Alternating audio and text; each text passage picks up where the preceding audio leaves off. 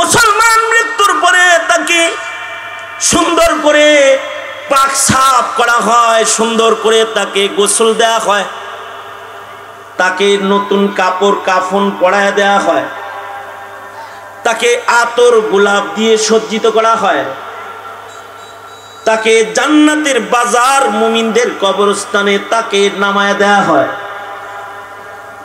আমাদের বাবা ইব্রাহিমের দলে তাকে ছেড়ে দেওয়া হয়। বিসমিল্লাহি ওয়া আলা মিল্লাতি রাসূলিল্লাহ, আল্লাহর রাসূলের মিল্লাতে তাকে শামিল করা হয় এবং তাকে ওই মালিকের কাছে সুপর্দ করা হয় যে মালিক তাকে এই মাটি থেকে তৈরি করেছেন। বলুন তো আমাদেরকে মাটি দিয়া বানাইছেন কে? আওয়াজ করে বলেন, কে বানাইছেন? কে? মিনহা খালাকনাকুম ওয়া ফিহা নুঈদুকুম ওয়া মিনহা নুখরিজুকুম তারাতান উখরা। এই বাবা, মুসলমান রে সাজায় গুজায় জান্নাতের বাগানে পাঠিয়ে দেওয়া হয়। কালেমাওয়ালার জায়গা আগুন নয়, কালেমাওয়ালার জায়গা হলো বাগান। সে জান্নাতে চলে যায়, আল্লাহর মাগফিরাত প্রাপ্ত বান্দা হয়ে আল্লাহর কাছে চলে যায়। এই ওয়াজ মুফতি সাহেব করতেছেন। এবার বুঝে থাকলে বলেন তো, এই বাচ্চাটা যে একটু আগে তার পিতাকে জিজ্ঞাসা করলো দাদুর লাশটা কি পুরানো হবে, এই প্রশ্নটা কি ধর্ম শিখছে অনেক বেশি এর লেগে করছে, নাকি ধর্মীয় জ্ঞান একেবারেই জিরো থেকে জিরো থাকার কারণে করেছে? ধর্মীয় জ্ঞান তো একেবারে জিরো থেকে জিরো। কিন্তু হিন্দি সিনেমা দেখতে দেখতে মুসলমানের দাফন কেমনে হয় তারা জানলেও মরার পরে লাশ যে পুড়তে হয় এটা কিন্তু ফিল্ম দেখা শিখে ফেলেছে। কথা বলেন ঠিক কিনা? মানে হিন্দি সিনেমার মরার আর লাশ পুরানোর অভিনয়ের সিনেমা দেখে মুসলিম ঘরের সন্তান এটা বুঝে ফেলেছে যে মানুষ মরে গেলে তারে পুরানো হয়, কিন্তু ধর্ম না জানার কারণে কোন ধর্মে পুরানো হয় আর কোন ধর্মে আল্লাহর জান্নাতের দস্তরখানে পাঠানো হয় এই জ্ঞানটা তার নাই। এখন বলুন, যার এই জ্ঞান অর্জন হবে আর যে এই জ্ঞান অর্জন করলো না, এই দুইজনও কি আল্লাহর নামে লেখাপড়া করেছে আর আল্লাহর নামে লেখাপড়া করে না? এই দুইজন সমান নয়।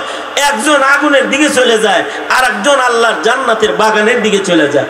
ইলমের চোখ থাকার কারণে জান্নাতে চলে যায় আর ইলম না থাকার কারণে দোজখে চলে যায়।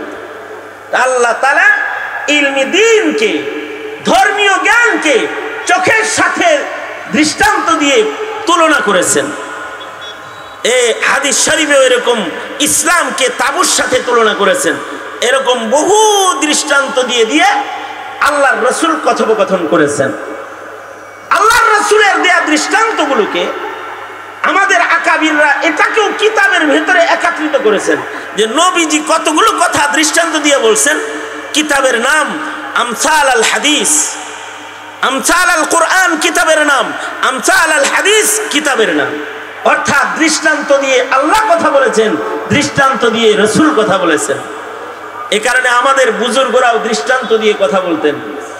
একবার কাসেম নানতুবি রহমাতুল্লাহ আলাইহি উনি একবার ওয়াজ করতেছিলেন।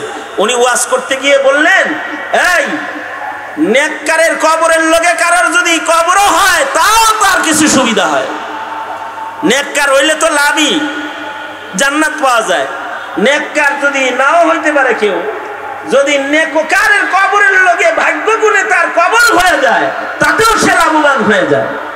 অর্থাৎ নেককারের কবরের পাশের কবরকে হয়তো আল্লাহ তাআলা আযাব দিবেন না নেককারের সম্মানে, অথবা নেককারের কবরে যে জান্নাতের বাতাস বইবে সে বাতাস যদি বদকারের কবরেও কিছু বয়ে যায় তাহলে তার কবরেও জান্নাতের খুশবু ঢুকে যেতে পারে। এই কথা যখন কাসেম নানতুবি বলছেন, তো কাসেম নানতুবির একজন খাদেম ছিল, খাদেমের নাম হলো আল্লাহ দ্বীন। খাদেমের নাম কি? আল্লাহ দ্বীন খাদেমের নাম। খাদেমে কয়, নেক করলে একজন আর বাতাস পাইবো আর একজন, হয় এটা কোন, এটা কিরকম কথা কইলেন? তো এই মূর্খ মানুষে কোরআন হাদিসের দলিল দিয়ে কি বুঝাইবেন? তো কাসেম নানতুবি রহমতুল্লাহ আলাইহি আমারে যেরকম একজন বাতাস দিতেছে, কাসেম নানতুবির একজন বাতাস দিতেছিল ওই সময়। তখন কাসেম নানতুবি দৃষ্টান্ত দিয়ে বললেন, দেখো এই যে তাল পাখার বাতাস, এই বাতাসটা আমাকে দেয়া হচ্ছে, কিন্তু আমাকে বাতাস দেয়া হলেও আমার ডান পাশে যিনি বসা আছে অথবা বাম পাশে যিনি বসা আছে তার গায়েও বাতাস লাগতেছে, বাতাস দিতেছে, আমারে কিন্তু লাগতেছে, ডানে বামে যারা আছে তাদের। তাল পাখার বাতাস যদি একজনরে দেওয়ার কারণে যদি ডানে বামে যারা থাকে তাদের গায়ে বাতাস লাইগা যায়, কি মনে করো জান্নাতের শীতল হাওয়ার প্রভাব বুঝি এত কমজোর যেটা আল্লাহ তাআলা জান্নাত থেকে কবরে পাঠাইবো বান্দার? এ বাতাস যদি কারোর কবরে প্রবাহিত হয়, তাহলে তাল পাখার বাতাসই যদি ডানে বামে যায়, আল্লাহর জান্নাতের সুবাতাস ডানে বামে কবরগুলোতে গেলেও এই কবরবাসীরা কিছুটা স্বস্তির পেয়ে যাবে। তাইলে নেককারের লগে কবর হলেও একটা লাভ আছে। হযরত এই দৃষ্টান্ত দিয়ে বুঝাইলেন। আমি আপনাদের সামনে এই জমানার মূর্খতাকে সুস্পষ্ট করার জন্য ছোট্ট একটি দৃষ্টান্ত পেশ করতেছি আপনাদের সামনে। দৃষ্টান্তটা হলো, আমার এক বন্ধু এক জানাজার ইমামতি করেছেন, এক বড় মুফতি সাহেব, উনি জানাজা পড়াইতেছেন, এক জানাজার ইমাম। উনি যেই মাইয়িতের জানাজা উনি পড়াচ্ছেন, এই মাইয়িতের ছেলে জার্মানে থাকে। জার্মান থেকে বাবার জানাজা পড়তে বিদেশ থেকে সন্তান দেশে আইছে, সাথে নিজের ছেলেরেও লয়ে আইছে যে দাদুর জানাজা দাফনে শামিল হয়ে যাক, দাদারে শেষ দেখা দেখা যাক। যখন জানাজা পড়তেছে, জানাজা পড়া শেষ, এবার এই মাইয়িতের নাতি মাইয়িতের ছেলেরে বলতেছে, কথাটা খেয়াল করে শুনুন, খেয়াল না করে শুনলে বেবলার মতো চেয়ে থাকবেন না, ভালো করে শোনেন। সেটা হলো কি, মাইয়িতের নাতি মাইয়িতের ছেলেরে বলতেছে, কি বলে? বলে আব্বা জান, আব্বা দাদার যে জানাজা পড়লাম, এখন কি দাদার লাশটাকে আগুন দিয়ে পুরাইবা নাকি? নাউজুবিল্লাহ কন্যা, আস্তাগফিরুল্লাহ কন্যা, কিচ্ছু কন্টন না, বুঝছেন কিছু? কি জিজ্ঞাসা করতেছে? কে জিজ্ঞাসা করতেছে? আবার বলেন, আমার লগে কথা কন। এই কথাটা যদি খালি বুঝেন তাহলে আমার ওয়াজ আজকে সাকসেস। নাতি বলতেছে পিতার কাছে দাদার ব্যাপারে কি জিজ্ঞেস করতেছে? আব্বু দাদুর জানাজা তো পড়লাম, এখন কি দাদুর লাশ আগুনে পোড়ানো হবে? নাউজুবিল্লাহ, আওয়াজ করে বলেন নাউজুবিল্লাহ। দাদুর লাশটা কি এখন আগুন দিয়ে পোড়াইবা? এইটা হলো প্রশ্ন। এই প্রশ্ন শোনার সাথে সাথে সন্তান জিহ্বায় কামড় দিয়ে নিজের সন্তানের মুখ চেপে ধরেছে। যিনি জানাজা পড়াইছেন তিনি সন্তানটাকে বুকে নিলেন। তিনি বুকে নিয়ে বললেন, বাবা আমরা হিন্দু না, আমরা মুসলমান, আমরা মুশরিক নই, আমরা মুসলিম। মুসলমান মৃত্যুর পরে তাকে পোড়ানো হয় না, মুসলমান মৃত্যুর পরে তাকে সুন্দর করে পাক সাফ করা হয়, সুন্দর করে তাকে গোসল দেওয়া হয়, তাকে নতুন কাপড় কাফন পরায় দেওয়া হয়, তাকে আতর গোলাপ দিয়ে সজ্জিত করা হয়, তাকে জান্নাতের বাজার মুমিনদের কবরস্থানে তাকে নামায় দেওয়া হয়। আমাদের বাবা ইব্রাহিমের দলে তাকে ছেড়ে দেওয়া হয়। বিসমিল্লাহি ওয়া আলা মিল্লাতি রাসূলিল্লাহ, আল্লাহর রাসূলের মিল্লাতে তাকে শামিল করা হয় এবং তাকে ওই মালিকের কাছে সুপর্দ করা হয় যে মালিক তাকে এই মাটি থেকে তৈরি করেছেন। বলুন তো আমাদেরকে মাটি দিয়া বানাইছেন কে? আওয়াজ করে বলেন, কে বানাইছেন? কে? মিনহা খালাকনাকুম ওয়া ফিহা নুঈদুকুম ওয়া মিনহা নুখরিজুকুম তারাতান উখরা। এই বাবা, মুসলমান মুসলমানরে সাজায় গুজায় জান্নাতের বাগানে পাঠিয়ে দেওয়া হয়। কালিমাওয়ালার জায়গা আগুন নয়, কালিমাওয়ালার জায়গা হলো বাগান। সে জান্নাতে চলে যায়, আল্লাহর মাগফিরাত প্রাপ্ত বান্দা হয়ে আল্লাহর কাছে চলে যায়। এই ওয়াজ মুফতি সাহেব করতেছেন। এবার বুঝে থাকলে বলেন তো, এই বাচ্চাটা যে একটু আগে তার পিতাকে জিজ্ঞাসা করলো দাদুর লাশটা কি পুরানো হবে, এই প্রশ্নটা কি ধর্ম শিখছে অনেক বেশি এর লেগে করছে, নাকি ধর্মীয় জ্ঞান একেবারেই জিরো থেকে জিরো থাকার কারণে করেছে? ধর্মীয় জ্ঞান তো একেবারে জিরো থেকে জিরো। কিন্তু হিন্দি সিনেমা দেখতে দেখতে মুসলমানের দাফন কেমনে হয় তারা জানলেও মরার পরে লাশ যে পুড়তে হয় এটা কিন্তু ফিল্ম দেখা শিখে ফেলেছে। কথা বলেন ঠিক কিনা? মানে হিন্দি সিনেমার মরার আর লাশ পুরানোর অভিনয়ের সিনেমা দেখে মুসলিম ঘরের সন্তান এটা বুঝে ফেলেছে যে মানুষ মরে গেলে তারে পুরানো হয়, কিন্তু ধর্ম না জানার কারণে কোন ধর্মে পুরানো হয় আর কোন ধর্মে আল্লাহর জান্নাতের দস্তরখানে পাঠানো হয় এই জ্ঞানটা তার নাই। এখন বলুন, যার এই জ্ঞান অর্জন হবে আর যে এই জ্ঞান অর্জন করলো না, এই দুইজনও কি সমান হবে? তো আওয়াজ করে বলেন, এই দুইজনও কি সমান হবে? তো ওই কথাটাই আল্লাহ তাআলা বলতেছেন, কুল হাল ইয়াস্তাবিল্লাযীনা ইয়ালামুনা ওয়াল্লাযীনা লা ইয়ালামুন, কুল হাল ইয়াস্তাবিল্লাযীনা ইয়ালামুন ওয়াল্লাযীনা লা ইয়ালামুন। সুতরাং যারা জানে, বন্ধু বলে দিন, যারা জানে আর যারা জানে না এই দুই দল সমান না। সঙ্গত কারণেই 6টা ছেলেরে পাগড়ি দিছি। দুঃখ করেন না আপনারা, সত্য কথা বলছি বিধায় দুঃখ নিবেন না। এতটুকুন শব্দ আপনাদের মুখ দিয়ে বাইর হয় নাই, মাশাআল্লাহ, শুনি নাই। আমি এখানে দাঁড়ানো ছিলাম, আপনাদের মুখে শুনি নাই, অথবা আলহামদুলিল্লাহ শুনি নাই। অথচ একটি বাচ্চা এমন ছিল এই 6 জনের ভেতরে, যেই বাচ্চাটার বয়স মনে হয় 10 বছরের বেশি হবে না, 11 বছরের বাচ্চা হবে, একেবারে পিচ্ছি।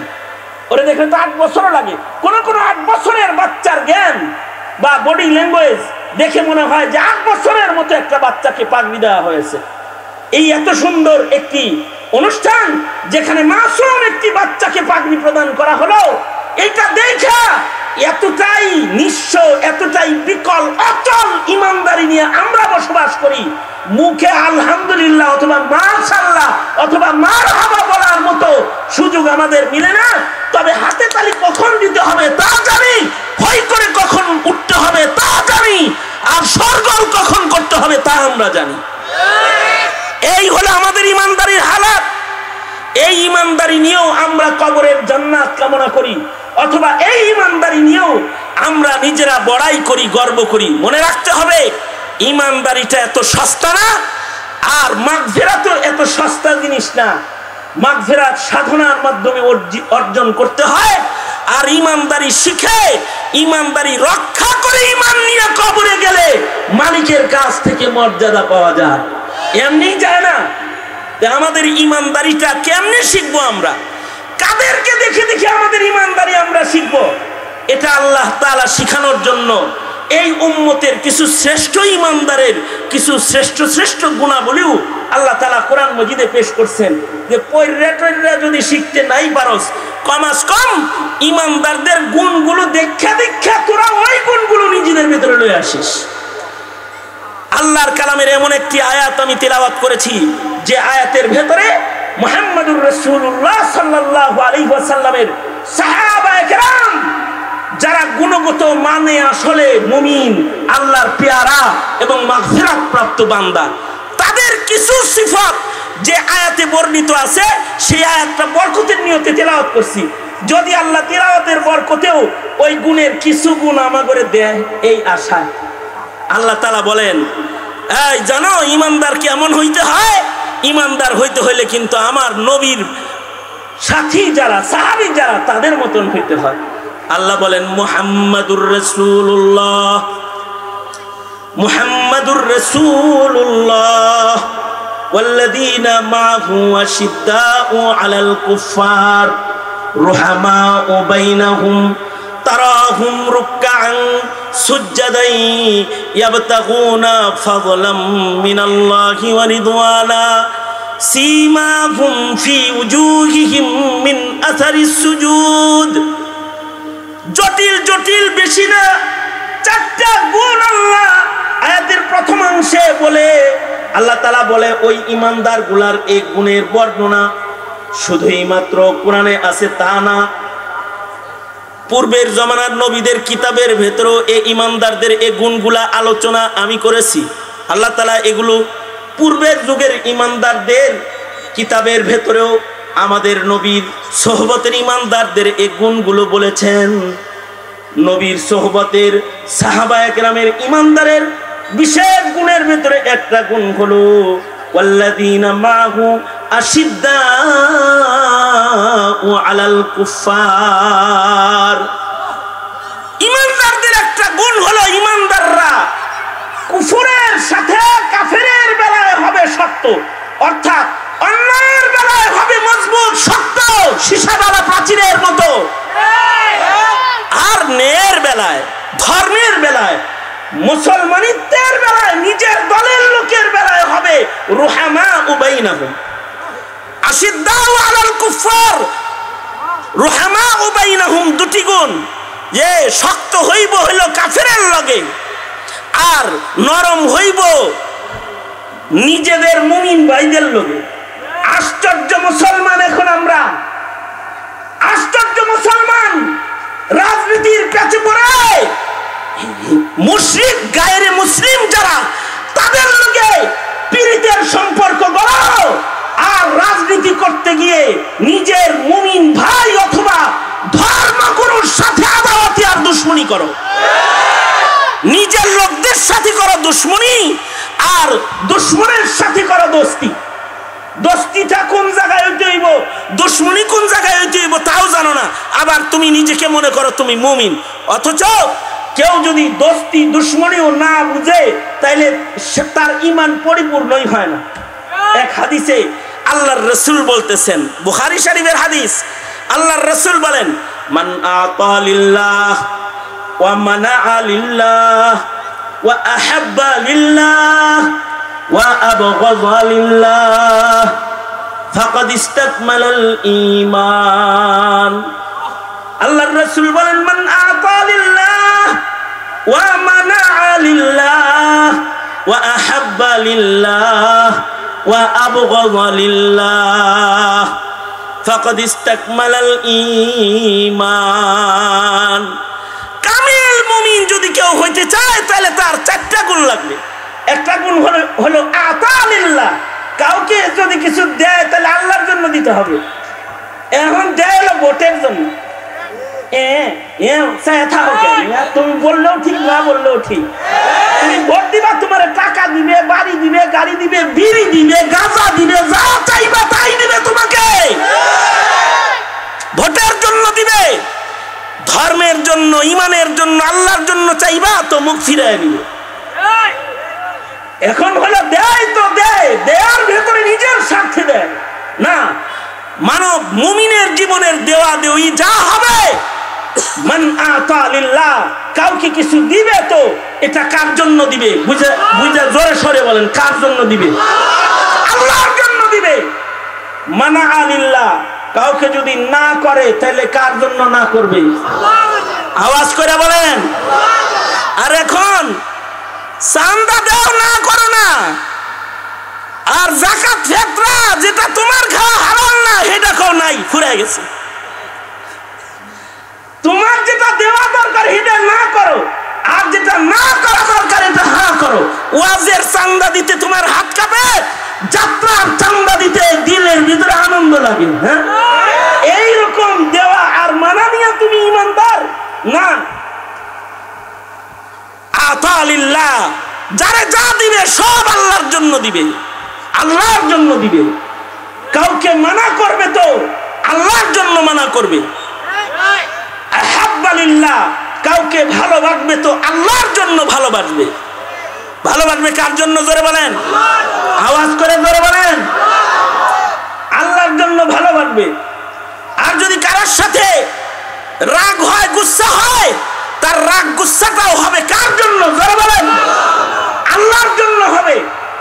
এখন তো ভালোবাসা হলো ভোটের জন্য, ভালোবাসা হলো চেয়ারের জন্য, ভালোবাসা হয়ে গেছে অর্থের জন্য, ভালোবাসা হয়ে গেছে লৌকিকতা, নিজের স্বার্থে ভালোবাসা, লৌকিকতার ভালোবাসা। আর আল্লাহর জন্য ভালোবাসা যা যা আছে এগুলো সব দাফন হয়ে গেছে।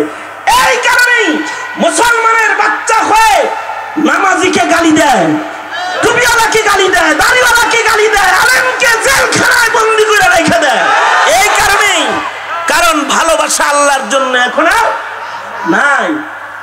তবে হ্যাঁ, দোস্তি কাফেরের লোকেও হয়, কাফেরের লোকেও দোস্তি হয়ে যায়।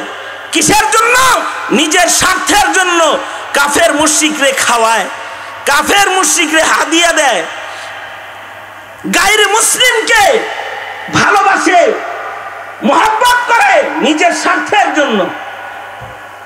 কিন্তু মুসলমান হয়ে মুসলমানের সাথে আদাওয়াতি করে স্বার্থের জন্য। অথচ এ মোহাব্বত হবে আল্লাহর জন্য, আর কারোর সাথে হাসাদ হলে সেটাও হবে আল্লাহর জন্য। সাহাবীদের এই জিনিসটা ছিল, সেটা হলো সাহাবীরা ভালোবাসা করত নিজেরা নিজেরা।